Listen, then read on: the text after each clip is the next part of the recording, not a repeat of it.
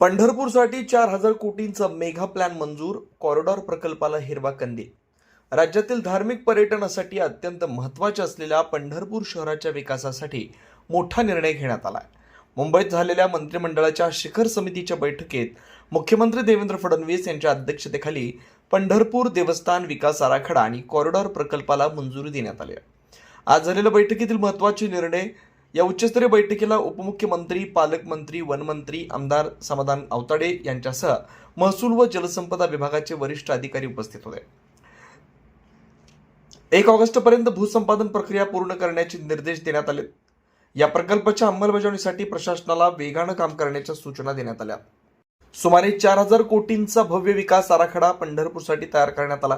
हा आराखडा तब्बल 4,000 कोटी रुपयांचा असून त्यामध्ये मंदिर परिसरात आधुनिक कॉरिडॉर विकास, शहरातील पायाभूत सुविधा सुधारणा, भाविकांसाठी सुरक्षित व सुलभ दर्शन व्यवस्था, वाहतूक व गर्दी नियंत्रणासाठी विशेष उपाययोजना, पुढील 50 वर्षांचा विचार करून हा मास्टर प्लॅन तयार करण्यात आला आहे.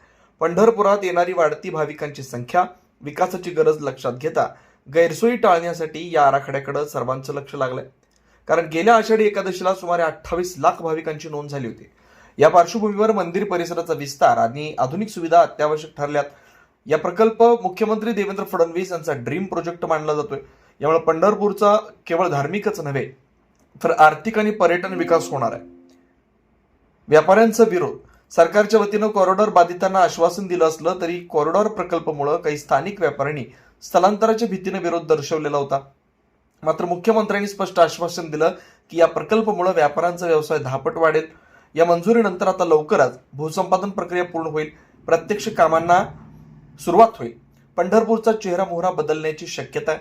पंढरपूरसाठी मंजूर झालेला हा 4,000 कोटींचा विकास आराखडा शहराच्या इतिहासातील सर्वात मोठा टप्पा ठरू शकतो. भाविकांना सुलभ दर्शन, सुरक्षितता आणि आधुनिक सुविधा देण्याच्या दृष्टीनं हा प्रकल्प अत्यंत महत्त्वाचा मानला जातोय.